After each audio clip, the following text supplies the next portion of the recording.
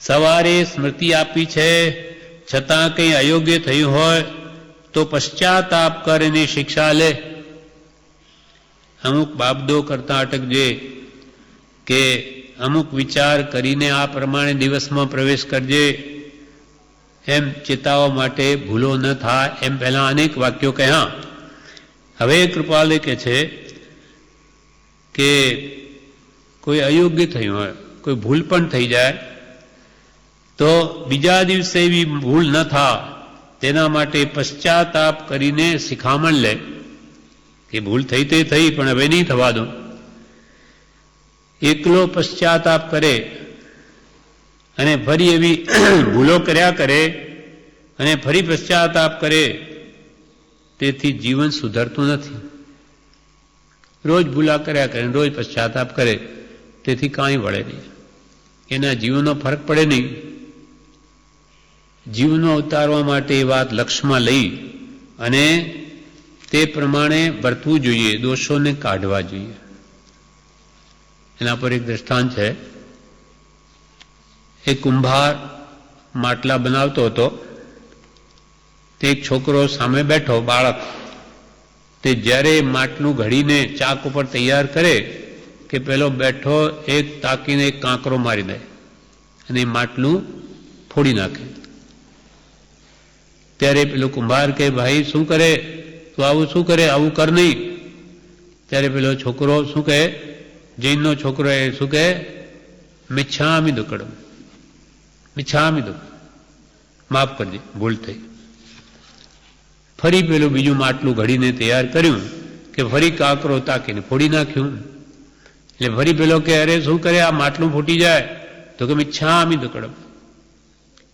આમ 3-4 વાર આવું કરતા જોઈ આ કુંભારને થયું કે આ છોકરો આવી રીતે માને એવો નથી.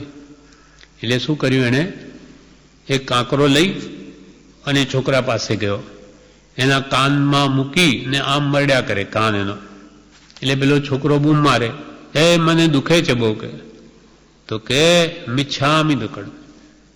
અને ફરી પાછો કાંકરો લઈ અને એ રીતે જે કુંભાર પાછો એનો કાન મરડવા માંડ્યો, એટલે વળી બૂમ મારે પેલો છોકરો, મારે દુખે છે, તો કે મિચ્છામિ દુક્કડમ. આમ 3-4 વાર કર્યું. એટલે પેલો છોકરો કે શું મિચ્છામિ દુક્કડમ, મિચ્છામિ દુક્કડમ, તો કે તારો જેવો મિચ્છામિ દુક્કડમ એવો મારો. તું મારા માટલા ફોડી નાખે, તને ભાન નથી, અને જ્યારે કહું ત્યારે કે મિચ્છામિ દુક્કડમ, તો કે હવે નહીં કરું, હવે મને સમજાઈ ગયું. પોતાના જીવનમાં આવ્યું, કાન દુખવા લાગ્યો એટલે કે હવે સમજાયું. તેમાં હજી આવા અનેક કૃત્યો કર્યા કરે અને પાછો હટે જ નહીં, તો એ આત્મશુદ્ધિ કે જીવન શુદ્ધિ કેવી રીતે થાય? એટલે અહીંયા કે છે પશ્ચાતાપ કરીને પણ એ ભૂલો વારંવાર જો જીવ કર્યા જ કરે તો એથી એનું જીવન સુધરતું નથી. માટે એવા દોષ ન કરવાની શિખામણ લે. એક વાર ભૂલ થાય, માફી થાય, 2 વાર, પછી વારંવાર ભૂલો થયા જ કરે તો કેવી રીતે માફ થાય? ભૂતકાલ કી ક્ષમા સફળ જબ હોય ભવિષ્ય કી પ્રતિજ્ઞા. ભવિષ્યમાં નહીં કરવું એના માટે તો આ પ્રતિક્રમણ છે. પ્રતિ એટલે પાછા, આક્રમણ એટલે હટવું, પાપથી પાછા હટવું. પાછો હટે જ નહીં અને રોજ મિચ્છામિ દુક્કડમ આપ્યા કરે તો એ જીવનું કલ્યાણ કેવી રીતે થાય? આના દોષો કેવી રીતે જાય? કોઈ માણસને બરોબર લાગી ગયો હોય તો એમ કહેવાય કે એને શિક્ષા લાગી. જેને અનુભવથી, જેમાં છોકરાને અનુભવથી થયું કે આવી રીતે કરવામાં દુઃખ છે, ત્યારે એને છોડ્યું. એવી રીતે બીજું દ્રષ્ટાંત શાસ્ત્રોમાં અચંકારી ભટ્ટાનો આપે છે. અચંકારી ભટ્ટા જે એક શેઠની પુત્રી છે, પણ બહુ લાડમાં રાખેલી છે. 5 ભાઈઓ ઉપર એક જ બેન છે. એટલે એના પિતાએ એવું કહેવડાવ્યું બધાને કે મારી છોકરી તો એને જ હું આપીશ કે જે એને કદી ટૂંકારો આપે નહીં, તુકારાથી નહીં બોલાવે, અને એ કે એમ કરે આ પ્રમાણે કોઈ એને લે નહીં. કોણ એની સાથે લગ્ન કરે? એક એમ કરવું ને એને તુકારથી બોલાવી નહીં, એવી રાજા બાદશાહીની જેમ એને રાખવી એ બને નહીં. પણ એક મંત્રીએ એવો વિચાર કર્યો કે શેઠની પુત્રી છે, પુત્રી ગુણવાન છે, સ્વરૂપવાન છે, તો એની સાથે આપણે લગ્ન કરીએ, પછી ભલે ને એને તુકારો નહીં આપીશું, શું ફરક પડે આપણે? એમ કરીને એની સાથે લગ્ન થાય છે. હવે લગ્ન કરીને ઘરે આવ્યા પછી એણે શું કહ્યું મંત્રીને કે તમે ગમે ત્યાં જાઓ, તમારે સૂર્યાસ્ત પહેલા ઘરે આવી જ જવું, એથી રાત્રે બહાર રહેવું નહીં. એટલે એ પ્રમાણે રોજ રાજ દરબારમાંથી મંત્રી આવી જાય છે.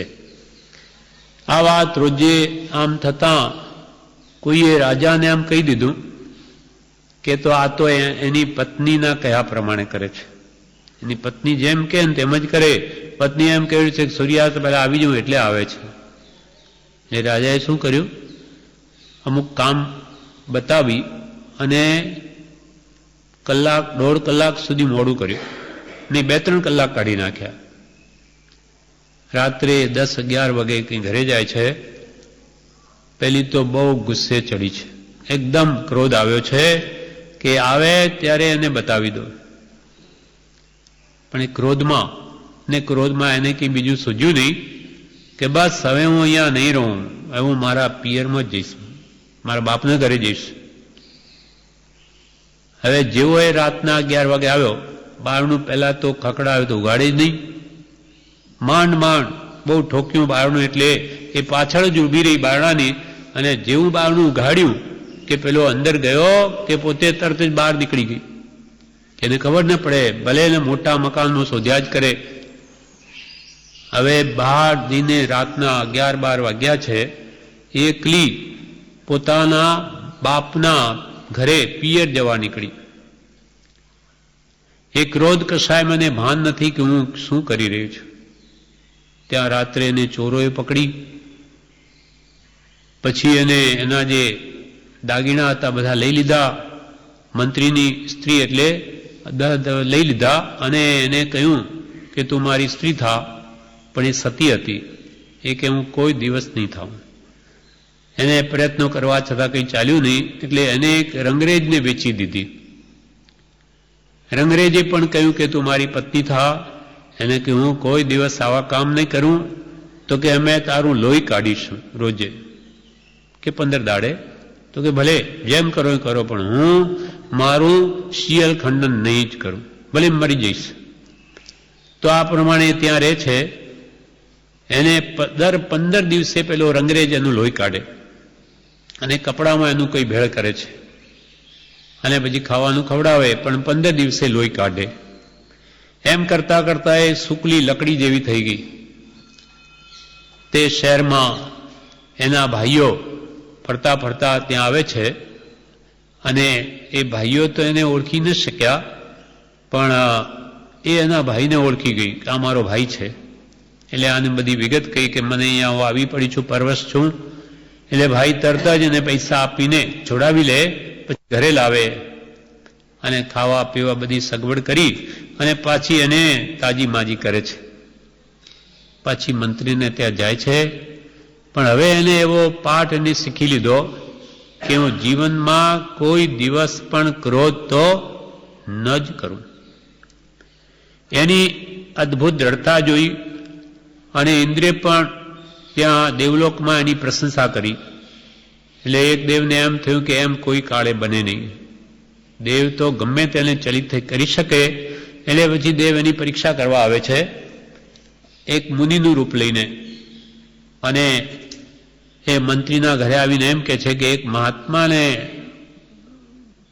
આ અમુક ગુમડું થયેલું છે, એના માટે એ ઘા થયો, એ રૂઝાવવા માટે લક્ષપાત તેલની જરૂર છે. એટલે એક બાટલના લગભગ ₹1,00,000 લાગે. અને એવું કે સાંભળ્યું છે કે આપને ત્યાં છે તો એ આપો. તો એ દાસી પાસે એ બાટલ મંગાવે છે, પણ એ દેવ માયાથી એને ફોડાવી નાખે છે રસ્તામાં. ₹1,00,000 નું નુકસાન થઈ ગયું. તો કે જા બીજો બાટલ લઈ આવ. ત્યારે બીજો લઈ આવે. એમ કરતા કરતા એને 7 બાટલા મંગાવ્યા, 7 ફોડાવી નાખ્યા. છતાં પણ તે અચંકારી ભટ્ટાને કિંચિત માત્ર પણ ક્રોધ ન જ આવ્યો. ત્યારે દેવ પ્રસન્ન થઈને કહે કે ધન્ય છે તમને કે જેવી તમારી પ્રશંસા ઇન્દ્રિય કરી તેવા જ તમે છો. ત્યારે અચંકારી ભટ્ટા શું કહે કે ભાઈ આ મને એનો મેં સાક્ષાત એના કડવા ફળ મેં અનુભવ્યા છે. આ ક્રોધના કેવા કડવા ફળ છે તે મેં ભોગવ્યા છે. માટે હવે હું ક્રોધ નહીં જ કરું, લાખ શું કરોડોનું નુકસાન થાય તો પણ નહીં જ કરું. એમ જ્યારે સાક્ષાત અનુભવ પોતાને થાય ત્યારે જ આવા દોષો છૂટે છે.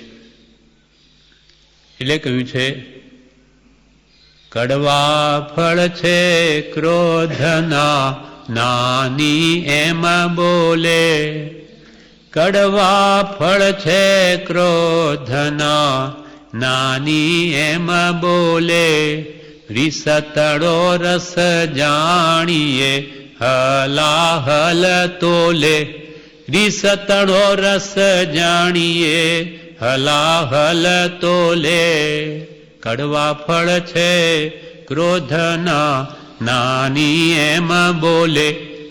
કડવા ફળ જ્યારે અચંકારી ભટ્ટાએ પોતાનું જ લોહી કાઢતા આવા અંગ્રેજોને ત્યાં, ત્યારે એને ભાન થઈ ગયો હવે આવા કડવા ફળ મારે નથી જ ભોગવવા, એટલે એને ત્યાગ કર્યો. એટલે જ્ઞાની પુરુષો કહે છે ક્રોધના ફળ કડવા જ છે. અને હજારો વર્ષનું તપ કરેલું પણ 1-2 ઘડી ક્રોધ કરે તો એ બધું જ તપ નાશ પામે છે. નાની એમ બોલે, રીસ તણો રસ જાણીએ હલાહલ તોલે. હલાલ ઝેર હોય એની સાથે આ રીસનો રસ એને તોલ્યો છે. એટલે જીવનમાં કદી પણ ક્રોધાદિ કશાયો ન જ કરવા. કેમ કે ક્રોધ કરવાથી પોતે પણ દુઃખી થાય અને સામો વ્યક્તિ પણ દુઃખ પામે છે. પોતે બળે અને એના વચનોથી બીજા પણ બળે. માટે કદી પણ ક્રોધને વશ ન થતા શાંતિ રાખવી. એટલે મહાપુરુષે કહ્યું આગલો થાય આગ તો આપણે થઈએ પાણી. આપણે પાણી જેવા શીતળ થઈએ, શાંતિથી જવા આપીએ તો સામા વ્યક્તિનો પણ ક્રોધ કશાય ઘટે છે, એને મટે છે. સામો આપણને ગાળ દે માનો કોઈ કારણસર, તો આપણે જો શાંતિ રાખવાનો અભ્યાસ કરીએ તો એનો પણ ક્રોધ કશાયનો ભાવ નીચો આવે, એનો પારો નીચે ઉતરે. પણ આપણે પણ 2 શબ્દ ફરી કહીએ તો પેલો 4 કહે. આમ કશાય ભાવ વધતા જાય, વેર ભાવ વધતો જાય અને બેની બળતરા દુઃખ વધે. માટે સમતા ભાવ જ્ઞાની પુરુષો કે છે કેળવવો જોઈએ. આ પ્રમાણે અહીંયા કહ્યું કે સવારે કૃપાલદેવ કહે છે સવારે સ્મૃતિ આપી છે, છતાં કંઈ અયોગ્ય થયું હોય તો પશ્ચાતાપ કર અને શિક્ષા લે. કંઈ પણ અયોગ્ય થયું હોય તો પશ્ચાતાપ કર અને શિક્ષા લે, ફરી એવું કાર્ય હું કદી નહીં કરું. કેમ કે આ માનવ ભાવ અતિ દુર્લભ છે. મનુષ્ય ભાવ વાર મળતા નથી. હજારો લાખો ભાવ બીજા આપણા થાય ત્યારે કોઈક જ વાર આવો માનવદેહ મળે છે. એમ ભગવાન તીર્થંકરો કહે છે. ભગવાન મહાવીર સ્વામીએ અંતિમ ઉપદેશમાં આજ કહ્યું, છેલ્લો ઉપદેશ ભગવાનનો, જે ઉત્તરાધીન સૂત્ર બની ગયું, તેમાં ભગવાને એમ કહ્યું કે ચતુરાણી પરમંગાણી દુલ્હાણીય જંતુણો માણુ સત્તમ શ્રી શ્રદ્ધા સંયમમ્ય વીર્યમ. ભગવાને એમ કહ્યું કે 4 વસ્તુ આ જન્મમાં અતિ દુર્લભ છે મનુષ્યને, કોઈ પણ જીવને. તેમાં પહેલું તો માનવ દેહ. ચતુરાણી પરમંગાણી 4 વસ્તુ અત્યંત દુર્લભ. કઈ? માણુ સત્તમ એટલે મનુષ્યપણ. પછી સુઈ એટલે શ્રદ્ધા, સત્પુરુષના વચન ઉપર શ્રદ્ધા. સુઈ શ્રદ્ધા, સુઈ એટલે શ્રુતિ, ભગવાનના વચનનું શ્રવણ થવું પણ અતિ દુર્લભ. અને ત્રીજું એ વચનો પર શ્રદ્ધા થવી અતિ દુર્લભ. અને ચોથું છે તે સંયમ મમ્મીય વીર્ય.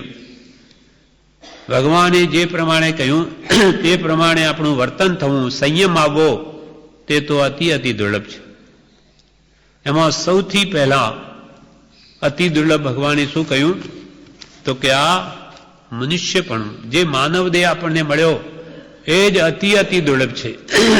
ઘણા કાળના પુણ્યના સંચય થયા હોય, એટલે ઘણા ભાવમાં આપણે પુણ્ય કમાવ્યું હોય, એ ભેગું થયું હોય, તેના ફળરૂપે જ આ માનવ દેહ મળે છે.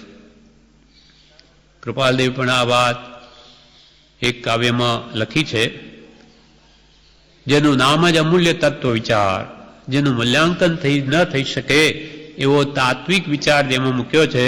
તેમાં પણ કૃપાલદેવ એમ કે છે કે ઘણા ઘણા પુણ્યના ઢગલા ભેગા થયા ત્યારે જ તમે આ માનવ દેહ પામ્યા છો. તો પણ અરે ભવ્યો, તમે એક પણ આ સંસાર ચક્રનો આંટો ઓછો ન કર્યો. 84 લાખ જીવાણીમાં આપણો આત્મા ભટકે, તો તમે આ માનવ દેહ મળ્યો, તમને બુદ્ધિ મળી, તો તમે વિચારીને પણ આ દુઃખો દૂર થાય એવો કંઈ ઉપાય નહીં શોધ્યો? એ આ કાવ્યમાં કે છે, બહુ પુણ્ય કેરા પુંજથી શુભ દેહ માનવનો મળ્યો. બહુ પુણ્ય કેરા પુંજથી શુભ દેહ માનવનો મળ્યો, તો એ અરે ભવ ચક્રનો આંટો નહીં એકે ટળ્યો. તો એ અરે ભવ ચક્રનો આંટો નહીં એકે ટળ્યો. બહુ પુણ્ય કેરા, પુણ્ય એટલે એના સંચયથી ઢગલાથી આ માનવ દેહ મળ્યો, તો એ અરે, આશ્ચર્યકારક અરે શબ્દ વાપર્યો, તો એ અરે ભવચક્રનો, સંસારરૂપી ચક્ર 84 લાખ જીવાણુનું છે, તેનો આંટો એક પણ નહીં ટળ્યો. એટલે કે તમે એ સંબંધે કંઈ વિચાર પણ ન કર્યો. એવી જ રીતે પૂજામાં પણ 12 ભાવનાની પૂજામાં આવે છે કે આપણને કેટલી કેટલી સામગ્રીઓ બધી મળી આવી, છતાં પણ એનો મહાપુરુષો કે હજુ વિચાર નથી આવતો, તો આ બધું મળેલું વ્યર્થ જશે. અનાદિકાલના પરિભ્રમણમાં આ જીવને ભગવાન વિતરાગનો માર્ગ મળવો અતિ અતિ દુર્લભ છે. આ વિશ્વમાં કેટલા ધર્મ ચાલે, ખ્રિસ્તી ધર્મ, મુસલમાન ધર્મ, વેદાંત, વૈષ્ણવ અને બાજુ જૈન. વિતરાગ ભગવાન મહાવીરનો ઉપદેશેલો માર્ગ તે આપણા હાથમાં આવો તે તો અતિ અતિ દુર્લભ છે. માટે 12 ભાવનાની પૂજામાં એમ કહ્યું કે ભગવાન આપનો આ દર્શન મને થયા આ કાળમાં, તે તો મારું ભાગ્યનો ઉદય થયો. કેમ કે અનાદિકાળથી હું કર્મ મેલથી આ સંસારમાં કર્મ જેમ નચાવે તેમ નાચ્યા કરતો હતો. નાથ તેરો દર્શન દુર્લભ પાયો, નાથ તેરો દર્શન દુર્લભ પાયો, હારે મોકું કર્મ ન ઠારે નચાયો, નાથ તેરો દર્શન દુર્લભ પાયો. નાથ એટલે હે ભગવાન, આપના દર્શન મને અતિ દુર્લભ થઈ પડ્યા હતા. કેમ કે જ્યારે હું એકેન્દ્રીમાં હતો, બેન્દ્રીમાં હતો, તેન્દ્રી, ચોરેન્દ્રી, ત્યાં તો મારી આંખ જ નહોતી. ત્રેન્દ્રી સુધી 4 ઇન્દ્રિયનો જીવ થાય ત્યારે જ આંખ આવે. જેમ કે આ કીડી મકોડા છે, એમને આંખ નથી, એમને શરીર, મોઢું અને નાક, આ 3 જ વસ્તુ છે. આંખે નથી ને કાને નથી. એ 3 ઇન્દ્રિય જીવો છે. તો આપણે તો આંખ પણ છે, કાન પણ છે, આ 5 ઇન્દ્રિયો આ કાગડા કૂતરાઓની છે, તો એમને બુદ્ધિ નથી. એ બુદ્ધિ પણ આપણને મળી છે. હવે એ બુદ્ધિનો ઉપયોગ આપણે આપના એના હિત માટે, પોતાના હિત માટે જો ન કરીએ તો આ મનુષ્ય બધો નિરર્થક ચાલ્યો જાય. વળી આચાર્ય કહે છે કે એક તો આ ભાવમાં મેં અત્યંત દર્શન દુર્લભ આપનો પાયો, નહીં તો 4 ગતિમાં કર્મ જ રઝળતો હતો કર્મના કારણે. પછી કહે છે ભવ ભવ ભટકત દસ દ્રષ્ટાંતે દુલ્લહો નર ભવ પાયો, આરજ ક્ષેત્ર ઉત્તમ કુલ જાતિ, આરજ ક્ષેત્ર ઉત્તમ કુલ જાતિ, દુલહી નિરોગી ગાયો નાથ તેરો, દર્શન દુર્લભ પાયો. ભવ ભવ ભટકત. આપણો આત્મા ક્યાં હતો અનાદિકાલથી? કઈ મોક્ષમાં તો હતો નહીં. કેમ કે મોક્ષમાં ગયેલો આત્મા તો ફરી આવે જ નહીં. એટલે ચાર ગતિરૂપ સંસારના કોઈ પણ ગતિમાં આપણો આત્મા હતો. હમણાં મનુષ્ય ભાવમાં છીએ, પહેલા દેવલોકમાં હોઈ શકીએ, અથવા નરકમાં હોઈ શકીએ, કાં ઢોર પશુની યોનિમાં હોઈ શકીએ, કે મનુષ્યમાં હોઈ શકીએ. પણ મનુષ્ય ભાવ તો અતિ દુર્લભ છે. એકદમ એટલો તરત જ મળી જા એ સહેલું નથી. એટલે ભવ ભવ ભટકત 10 દ્રષ્ટાંતે દુલ્હો નરભવ પાયો. 10 દ્રષ્ટાંતથી દુર્લભ છે આ માનવ દેહ. આ ભગવાન મહાવીર સ્વામીએ અંતિમ ઉપદેશમાં 10 દ્રષ્ટાંતો આપ્યા છે. છેલ્લો જ ઉપદેશ. ત્યાર પછી ભગવાન મહાવીર નિર્વાણ પામે છે, મોક્ષે પધારે છે. 16 પહોરની લાગ લગાડ દેશના આપી, રાત દિવસ ભગવાને. તે જ આખું ઉત્તરાધીન સૂત્ર બની ગયું આખું. એટલો બધો ભગવાનનો ઉપદેશ થયો. તેમાં આ ભગવાને 10 દ્રષ્ટાંત આપ્યા છે કે આ માનવ દેહ કેટલો દુર્લભ છે. તેમાં એક દ્રષ્ટાંત એવું આપ્યું કે એક બ્રાહ્મણ છે. એ બ્રાહ્મણ બાળપણમાં ચક્રવર્તીનો મિત્ર થયેલો, બ્રહ્મદત્તનો. એટલે પેલા બ્રહ્મદત્તે કહ્યું કે જ્યારે મારે હું ચક્રવર્તી થઈશ અને જ્યારે હું ચક્રવર્તી થાઉં ત્યારે તું મારી પાસે આવજે. ચક્રવર્તી થયા પછી બ્રાહ્મણ એને ત્યાં જાય છે. પછી એ કહે છે કે બોલ માંગ, તારે શું જોઈએ? તો કે હું મારી સ્ત્રીને પૂછીને આવું. બ્રાહ્મણે પોતાની પત્નીને પૂછ્યું કે આપણે રાજા પ્રસન્ન થયો ચક્રવર્તી, તો એની પાસે શું માંગવું? ત્યારે સ્ત્રીએ શું વિચાર્યું કે જો 200-500 જો ગામ માગીશું તો આ મારો પતિ કોઈ બીજી સ્ત્રીને પરણી જશે. એટલે એને એવી બુદ્ધિ વાપરી કે આપણે તો જુઓ બ્રાહ્મણ છીએ ને, આપણે આ ગામ ને બીજા પૈસા ને બધી ઉપાધિ શું કરવી? આપણે તો રાજા પાસે એટલું માંગી લો કે રોજે નવા નવા ઘરે અમને જમાડે અને જમ્યા પછી 1 સોના મોહર આપે. એટલે 1 સોના મોહરમાં આપણું કામ બધું નીકળી જાય અને રોજે રસોઈ કરવી ન પડે અને ભોજન તૈયાર મળી જાય. તો કે તથાસ્તુ. ચક્રવર્તી પાસે માંગ્યું એ પ્રમાણે એને હુકમ થયો.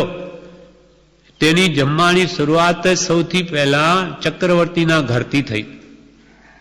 હવે ચક્રવર્તીને ઘેર તો કેવી રસોઈ હોય, એનું કેટલું બહોળું મોટું કુટુંબ. એટલે એને જે ચક્રવર્તીની રસોઈમાં જે સ્વાદ આવ્યો તે કોઈ દિવસ જિંદગીમાં એને ચાખેલો નહીં. ત્યાર પછી બીજે દિવસે બીજાને ત્યાં જમવાનું. આવી રીતે બધે જમે પણ ચક્રવર્તીના ઘર જેવો ક્યાંય સ્વાદ આવતો નથી. એટલે એના મનમાં એમ થાય છે કે મને ફરી ચક્રવર્તીના ઘરે જમવાનું ક્યારે મળશે? હવે 6 ખંડ, એમાં કેટલા બધા ઘરો, આખી જિંદગીમાં તો શું એવી કેટલી જિંદગી હોય તો પાર ના આવે. એટલે ફરી ચક્રવર્તીના ઘરે તો એનો જમવાનો વારો આવશે જ નહીં. એટલે એમ કહીને આચાર્ય કહે છે કે એકવાર ચક્રવર્તીનું ભોજન પતી ગયું તો બીજી વાર એને વારો આવે નહીં. તેમ માનવ દેહ જો એકવાર હાથમાંથી ચાલ્યો ગયો તો એ ફરી પ્રાણીને માનવ દેહ મળવો અતિ દુર્લભ છે. માનો કે દેવયોગે કદાચ એ સંભવ થાય પણ મનુષ્ય ભાવ તો ન જ મળી શકે. પછી બીજું દ્રષ્ટાંત આપ્યું છે ધાન્યનું. માનવ દેહ કેટલો દુર્લભ છે. તો કે આખા વિશ્વનું બધું ધાન્ય ભેગું કરો. એવો વરસાદ સુકાળ હોય કે બધા દેશોમાં ખૂબ ધાન પાક્યું હોય, એ બધું અનાજ એક ઠેકાણે ભેગું કરો તો કેટલું થાય આખા વિશ્વનું અનાજ? એમાં પછી 1 કિલો સરસવના દાણા ઉમેરો, નાના રાઈ જેવા હોય, એ બધા આટલા બધા આખા વિશ્વના ધાનના ઢગલામાં ઉમેરી દો. અને પછી કોઈ ડોસી માને માજીને એમ કહો કે ભાઈ આમાં તો એક એક દાણાઓ તમે શોધી આપો માજી, તો એ બને? કોઈ કાળે નહીં બની શકે. આખા વિશ્વનો અનાજ એમાં 1 કિલો રાઈના દાણા જેવા એમાં ક્યાં ભળ્યા ને ક્યાં ગયા, એ કેવી રીતે અને પાછા માજી કેમ શોધી કાઢી શકે? તો કે જે તો અસંભવ જેવું છે.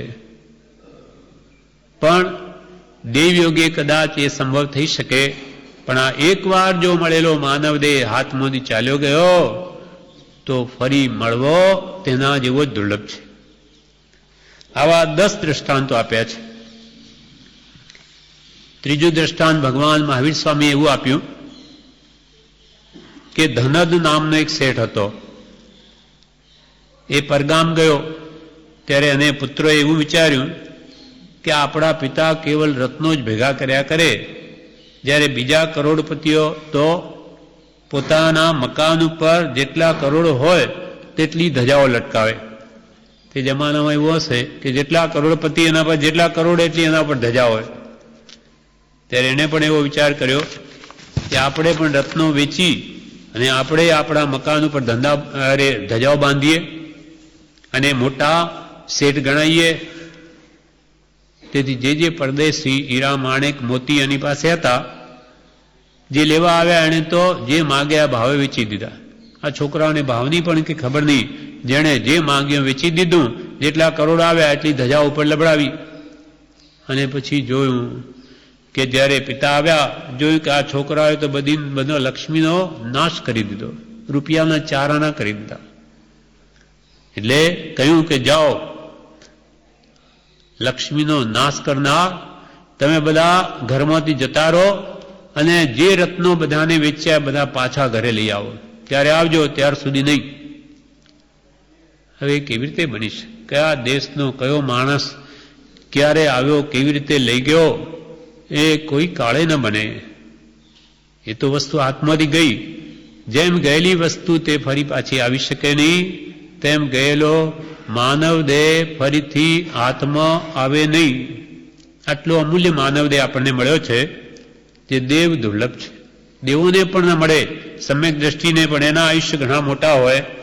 એ જ આવા આ મનુષ્ય દેહમાં આપણે આજે બેઠા છીએ. એક ફરી દ્રષ્ટાંત છે પરમાણુનું. એટલે એક મોટા માણેકનો બનેલો, માણેક હીરા માણેક મોતી કહીએ, માણેકનો બનેલો મોટો થાંભલો હોય અને કોઈ દેવતા એ થાંભલાનું બારીક ચૂર્ણ કરે અને ચૂર્ણ કરી નળીમાં નાખે. પછી મેરુ પર્વતના શિખર ઉપર એને લઈ જઈ અને દેવતા એ માણેકના થાંભલાનું બનેલું ચૂર્ણ એને ફૂંકે. 1,00,000 યોજન, 99 યોજન તો બહાર છે મેરુ પર્વત. એના ઉપર જઈને એ દેવ ભૂકે તો એ ભૂકો તો ક્યાંનો ક્યાંય વેરાઈ જાય. તો કે એ ભૂકો બધો ભેગો કરીને ફરી થાંભલો બનાવો, તો કે નહીં બને, એ બની ન શકે. તેમ પ્રમાદથી ગુમાવેલો આ માનવ દેહ એકવાર હાથમાંથી ગયો તો ફરી મળવો મુશ્કેલ છે અથવા નહીવત છે. એટલે એવા માનવ દેહ, એવી 10 દ્રષ્ટાંતો છે.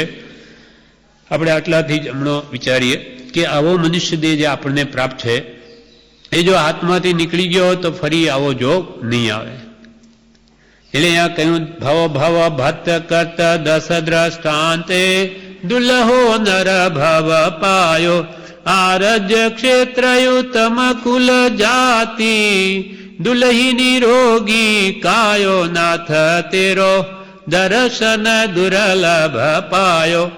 આટલો અમૂલ્ય માનવ દેહ જે આપણને આજે પ્રાપ્ત છે, એટલું જ નહીં, આપણે તો આર્ય ક્ષેત્રમાં જન્મ્યા છે. અમેરિકા, લંડન, આ બધા અનાર્ય ક્ષેત્રો કહેવાય. એમાં ન જન્મી તો આપણે તો આર્ય ક્ષેત્રમાં જન્મ્યા. ભારત આર્ય ક્ષેત્ર છે, તેમાં પાછા ઉત્તમ કુલમાં જન્મ્યા. નીચ હલકી ઢેડ ભીલ ભંગીની જાતમાં જન્મ થયો તો શું કરી શકાય? ત્યાં ધર્મ આરાધન કેવી રીતે થાય? તો ઉચ્ચ કુલ મળ્યું, આર્ય ક્ષેત્ર મળ્યો, ઉચ્ચ પહેલા તો માનવદેહ મળ્યો, ઢોર પશુની યોનિમાં ન જતા આપણે મનુષ્ય થયા, પછી આર્ય ક્ષેત્રમાં આવ્યા, ઉત્તમ કુલમાં જન્મ્યા અને આપણી કાયા શરીર પણ નિરોગી છે. એ પણ રોગી હોય તો શું આરાધના કરી શકીએ? એટલે આરજ ક્ષેત્ર ઉત્તમ, કુલ જાતિ પણ ઉત્તમ, અને આ નિરોગી કાયા પણ પામ્યા. વળી કે છે કોઈ લૂલો હોય, લંગડો હોય, આંધળો હોય, બહેરો હોય, બોબડો હોય, એવું પણ આપણને નથી.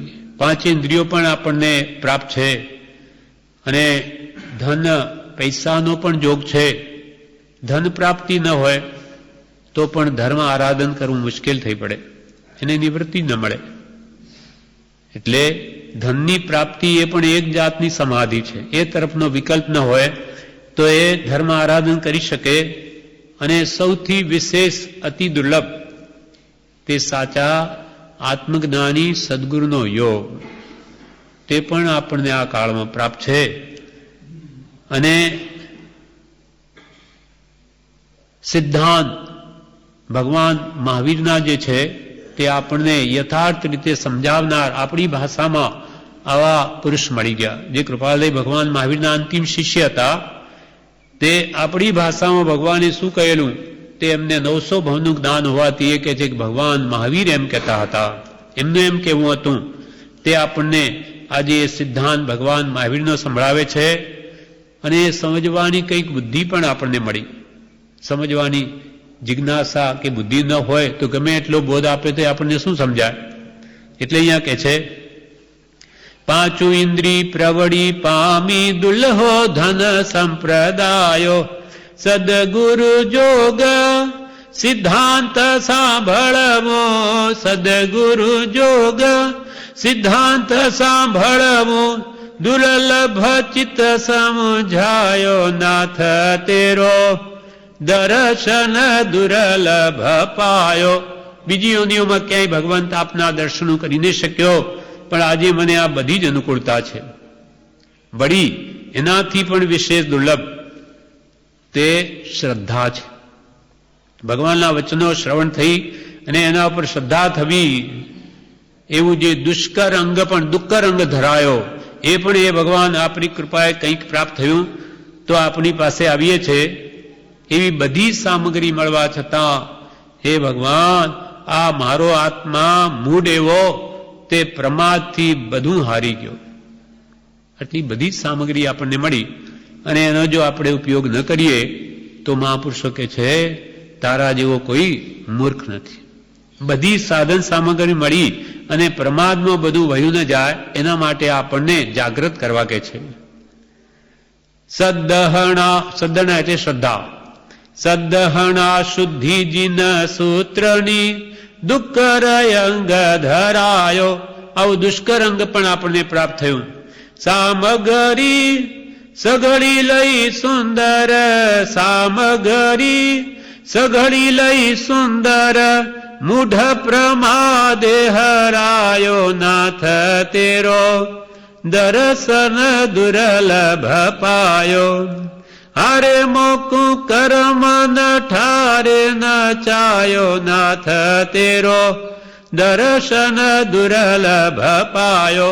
આવી સામગ્રી બધી સુંદર આપણને પ્રાપ્ત થઈ, છતાં જ્ઞાની પુરુષો કે જે મૂળ એવો જીવ તે પ્રમાદથી બધું હારી બેઠો. હે ભગવાન, આપના દર્શન મને બહુ જ દુર્લભ રીતે પ્રાપ્ત થયા, પણ આ નઠારા કર્મે મને આજ દિવસ સુધી નચાવ્યો. એટલે આ વાત કરીને આ 77મું વાક્ય પુષ્પમાળાનું પૂરું થયું. એટલે એમાં એમ કહ્યું કે આ રીતે જીવ જો હવે બી જાગ્રત નહીં થાય તો પછી એને કોઈ છૂટવાનો બીજો આરો નથી. એટલે આપણે જો આ હવે કંઈ આરાધના કરી, આગલા ભાવમાં કંઈ આરાધના કરી, તેનું આ ફળ છે કે આજે આપણે આ માનવ દેહમાં બધી રીતે સુખી છીએ. કેમ કે કેટલા આપણા કરતા બીજા દુઃખી છે, ગરીબો છે, એ પણ આપણા જેવો મનુષ્ય છે, છતાં એમને એવું દુઃખ કેમ? તો કે એમણે જેવા કર્મ બાંધ્યા એવા ફળ ભોગવે. તો આપણે કંઈ સારા કર્મો આગલા ભાવમાં કર્યા છે તેનું ફળ હમણાં ભોગવીએ છીએ. એટલે આ ભાવમાં કંઈ હવે આપણે સારું કરીશું તો આવતા ભાવમાં પણ આપણું સારું થશે. અને આ ભાવમાં કંઈક આત્મહિતાર્થે કમાણી નહીં થઈ તો આવતો ભાવ પછી આપણો આ કાગડા કૂતરાનો જ થાય, એ મહાપુરુષો કે છે. એટલે આ ભાવમાં કંઈ આરાધના 24 કલાકમાં પછી સવાર સાંજ એક સામાયિક કાળ 48 મિનિટ પણ આપણા આત્માને માટે કંઈક આરાધના કરવી જોઈએ. એટલી આરાધના પણ આપણને ગતિ સુધારી ઠેઠ મોક્ષ સુધી પહોંચાડી શકે. એટલે રોજ સવાર સાંજ આપણે નિવૃત્તિ મેળવી અને આત્મકલ્યાણ અર્થે કંઈ ને કંઈ અવશ્ય સત્સંગ, ભક્તિ, સ્વાધ્યાય, સ્મરણ અવશ્ય કરવું જોઈએ. આ પ્રમાણે આ વચનામૃત પૂરું થયું.